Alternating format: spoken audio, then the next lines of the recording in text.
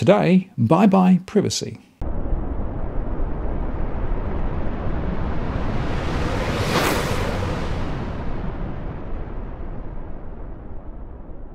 Hello again, it's Martin North from Digital Finance Analytics. Welcome to this post covering finance and property news with a distinctively Australian flavour. There is the age-old story of the frog in a frying pan who simmers to death as the heat is quietly turned up, though slow enough that the poor old frog doesn't not jump out.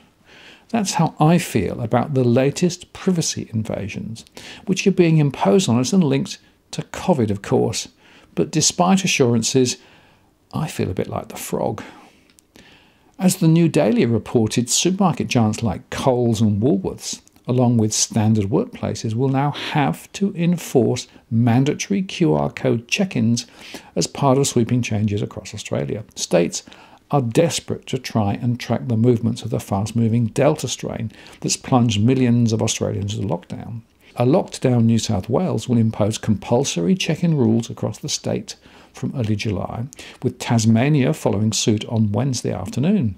The New South Wales Premier said the additional measures would be introduced to ensure the state is prepared to emerge from lockdown and is completely covered to trace the more infectious variant.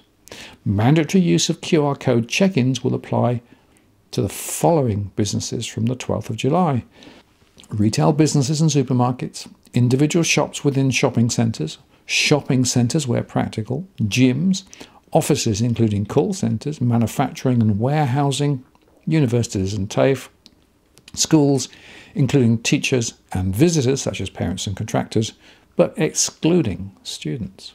Hospitality venues will also be required to check in every visitor, including those picking up, takeaway and delivery drivers. While many large retailers have already been offering QR codes and sign-in sheets, there are concerned smaller businesses and shops that have been closed during lockdown may have been less stringent. New South Wales Customer Service Minister Victor Dominello said the changes were necessary in response to the highly contagious Delta variant. We've seen with COVID how fast it can move, he said. The Delta strain moves at lightning pace, so we need to adjust our circumstances accordingly. There is no excuse not to check in everywhere you can, he said. And he said he'd put several large retailers on notice to start displaying QR codes as soon as possible. I've already spoken to the major retailers and supermarkets and expressed my clear indication that I expect them to put that system in place as a matter of urgency, he said. Everyone will need to have their smartphone at the ready to scan a QR code upon arrival at most settings across the state.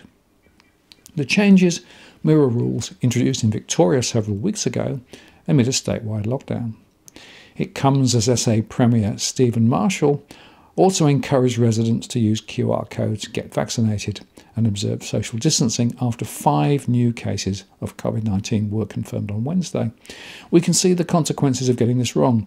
We don't want a lockdown in South Australia, Mr Marshall said.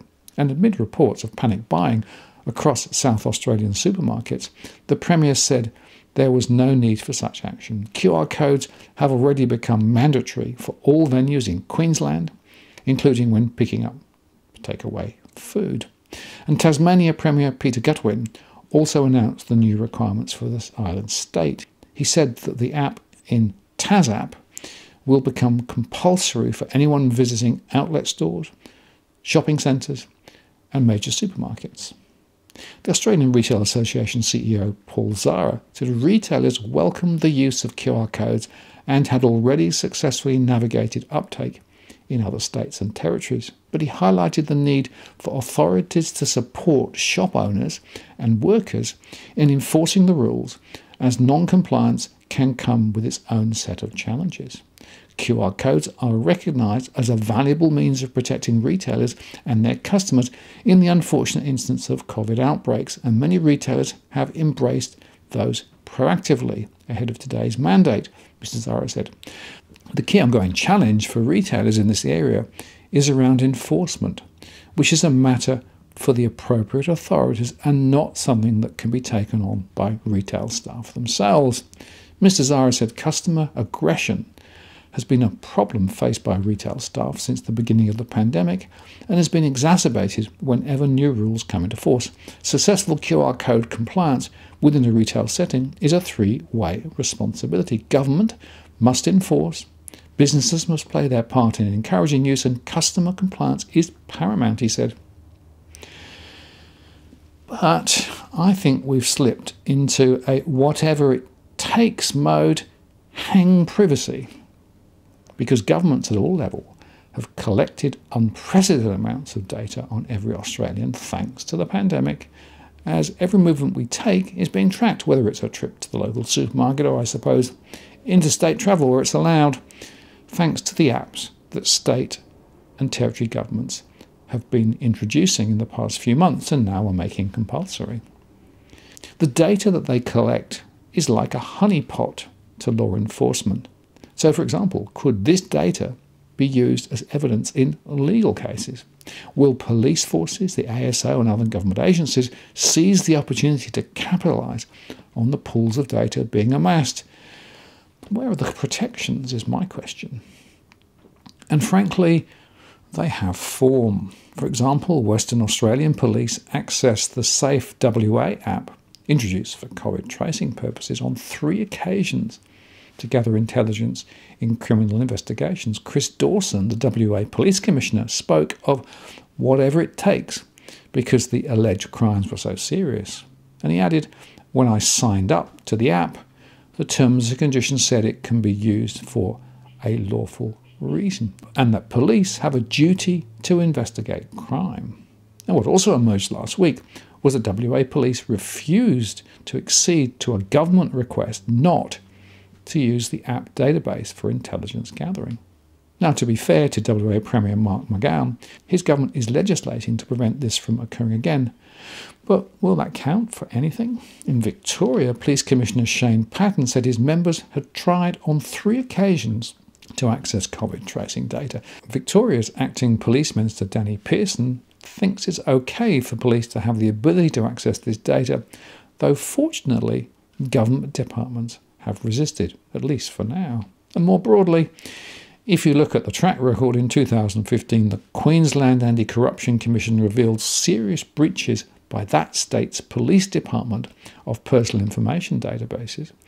In April, the ACT Ombudsman reported that the Australian Federal Police had, between October 2015 and 2019, accessed location information more than 1,700 times, but on only 9 of those occasions did police comply with the law. And in 2017, the AFP admitted illegally accessing the phone records of journalists, and in 2019, the ABC revealed that New South Wales Police had accessed a database containing 40 million pieces of information on individuals. So, amongst the white heat of COVID, policymakers may have given little thought to all the potential abuses of the data collected by COVID tracing apps and other forms of COVID information gathering. Or perhaps, maybe, they see it as an opportunity. Never let a good crisis go to waste.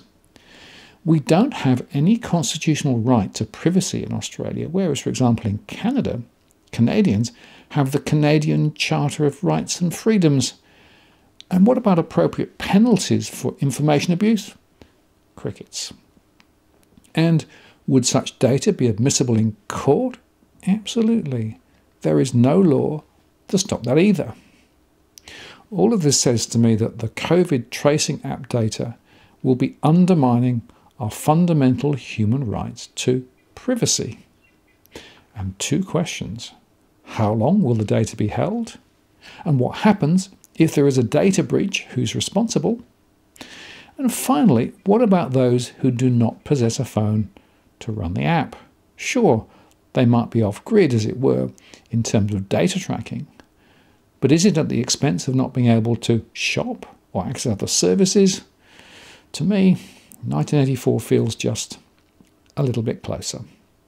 I'm Martin North from Digital Finance Analytics. Many thanks for watching, and I'll see you again next time.